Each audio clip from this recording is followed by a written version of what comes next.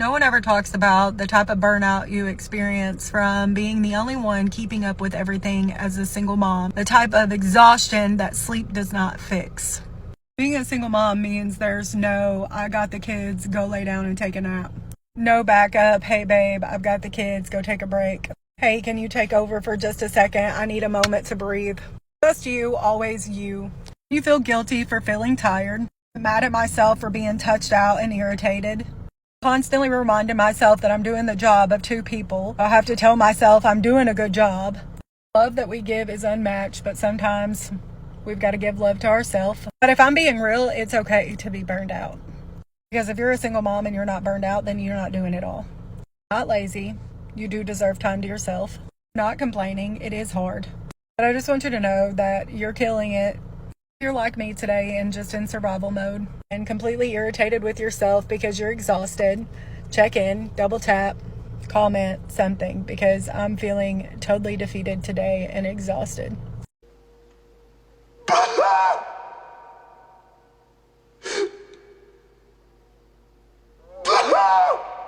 Oh, hold up there, Queen. You're a single mom and you feel exhausted and you put this TikTok video out there for the world to hear it, the world to see it, the world to know that, oh, I am crushing it, but I'm just tired and I'm going to complain about it. Well, boo frickin' who? Let me play the world's smallest violin for you.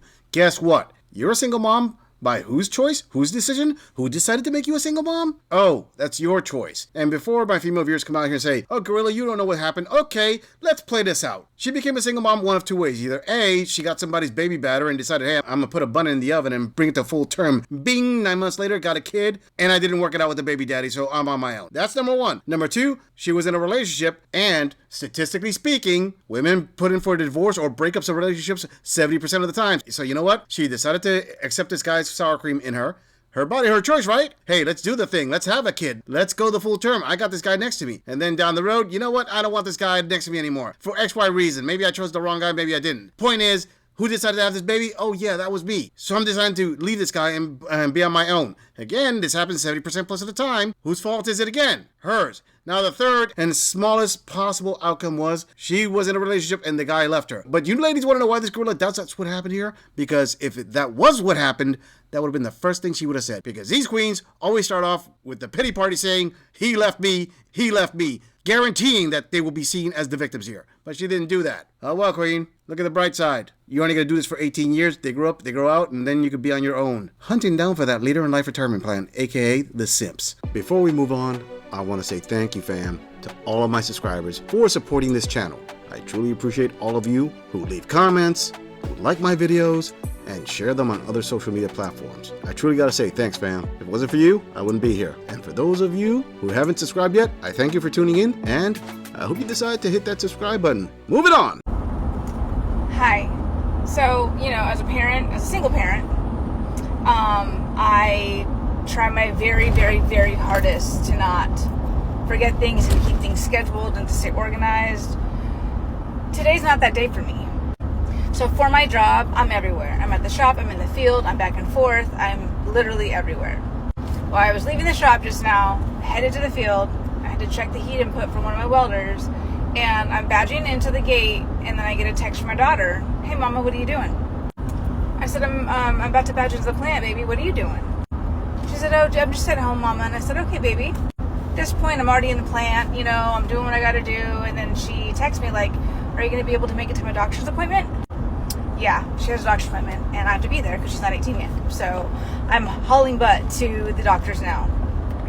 Sometimes you win, and sometimes you don't. I'm hoping today I can still win. Have a great day, guys. Show of hands for everybody who knew. Bingo. Honestly, I want to know what is the objective of all these videos. These single mothers, self-inflicted single mothers, may I add to that, decide that, hey, you know what? Since I did this to myself, and I put myself in this position, and most importantly, I put my children in this position of depending only on one parent because I can't fix things with the baby daddy or I left the baby daddy, this qualifies me to make some TikToks, to start up a pity party, to tell everybody, hey, being a single mom is super tough, but I'm doing everything I can to make it work. Okay, good for you. Do you want a cookie? Seriously? I mean, I have to ask. On a per capita basis, how many single dads out there are making TikTok accounts and putting videos on blast out there explaining, hey, it's tough being a single dad, and by proxy, putting their kids' business out there because don't sugarcoat it, honey. You put your kid's business out there that your kid has a doctor's appointment. Heck, if they were your employee, you just broke the HIPAA law. But the point is, how is it that you, being an adult, handling the situation that you put yourself into, warrants you to put on a pity party video out there trying to achieve who knows what? If anything, Queen, this girl thinks that you're trying to achieve like the ultimate pat on the back. As in, hey, can the entire TikTok community like throw a bunch of comments back there so I feel like I'm actually crushing it when in reality, I'm just doing everyday things. Oh well, moving on. Hi, David. Thanks for the response. I'm not sure that it provided any more enlightenment. I mean, not really, because I have questions. Anyway, but thank you. Seriously, I was just kidding. But thank you for the response. But I do have a couple follow-up questions. Number one, you said that some men maybe not approach because, they might be intimidated. So I have heard this before. There was a kind of like a guy friend of mine. He told me that that I was very intimidating. What makes somebody like intimidating? Because I don't feel like I would be. I guess I just don't understand what would make somebody not approach somebody else because you're intimidated. Do they have like a rusty face? Do they have, can I say that? Do they just don't look approachable? Can you narrow that down? Or are we just like tossing out a word they're, intimidating? I'm not a big person. I'm a small person. I'm like 5 foot tall and 110 pounds. So, I can't be intimidating because my size, well, unless that's scary. I don't know. But what would make somebody intimidating? You also said that men would like to be approached. You said men seldom get approached by women, but you would like to be. Jack also said the same thing. So, in guys, anybody that's watching this, is that true? I don't know. I don't really know any other single women, and we've never, the 1-2 people that I do know that are single females, and we've never had this conversation. But in general, I'm assuming, I don't know, because I can only go based on how I feel.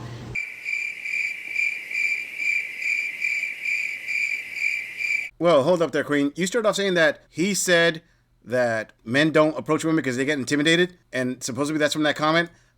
Let me read that comment out to everybody. It says, I think men will not approach because they fear rejection most of the time, or think you may be waiting for someone, so they sit back. Men seldom get approached by women, but we would like to. And it gets cut off right there. Did I miss something? I didn't say the word intimidated there. Is this a case of where women hear one thing and they interpret it in their overly complicated minds as if they heard something else? As in, well, he didn't say intimidated, but he meant to say intimidated, so I'm going to run with that. No, sister. Let me tell you something. Men don't get intimidated by women. Do you even know the definition of the word intimidated? Well, a quick Google search will clear this up. Intimidate. Frighten or overawe someone, especially in order to make them do what one wants. So intimidate means that you will force a person to do what you want through fear. So exactly how is what he just said intimidation? Are women getting men to do what women want men to do by inserting fear in them?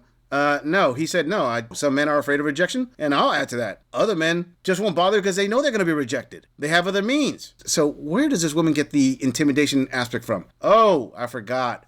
The sisterhood, of course. That's not what he said. It's what he meant to say. Now, sister, as for your question, if you've heard the word intimidated before, first of all, most men will not say intimidated. Only the blue pill beta simps will say intimidated. Now, why would a man say the word intimidated towards a woman? It's not for the reasons you think it is. The most common one is because you have these beta simps that will repeat what a woman says in order to appease your ego, thinking that it's going to give them a shot. That's like the number one aspect. Another reason why men would use the word intimidated is simply put, they don't want to deal with you. So if they just tell you, hey, you know what? You're intimidating. I'm walking away now. They'll cut to the chase to get away from you. And a third reason would be because you're annoying. So they just say intimidated to get it over with. Yeah, you intimidated me. Get the hell away from me. And would guys like to be approached by women? Yeah, who wouldn't? It's real simple. Men are very simple creatures. They like communication. If you like the guy, treat him like a human being, approach him and just say, hey, how you doing? Start a conversation with him. I don't know why women complicate the hell out of this, but let's hear what else she has to say. I don't know that I could ever approach a man. But my self-esteem is not great. So my fear of rejection is huge. So, okay, I guess, it goes both ways, right? However, as a female, I don't know, maybe I'm a little old school. Maybe I still you know, the idea of being approached and like feeling special, whatever, still like kind of resonates with me, you know. But what is the census for the majority of the men out there? I mean, would you love for a woman to approach you? And women, if there's any women watching this, how do you feel about that? Are you comfortable approaching a male? Have you? Do you want to? Do you think that the table should be flipped? My last question, David, is you said that you're just not even trying anymore. I have heard that it is a show out there. Part of the reason why I just don't even want to be like up in the mix. I don't know what's going on. I hear people are just, intentions are not good, things like that. I personally don't want to be lumped into that group of shenanigans of whatever's going on. Like I don't know. Like I hear things and I just don't want to be a part of any of that. So, but for you, why? Like why you're just done trying, you know, I mean, have you just been burned way too many times? I'm just kind of curious. I don't know.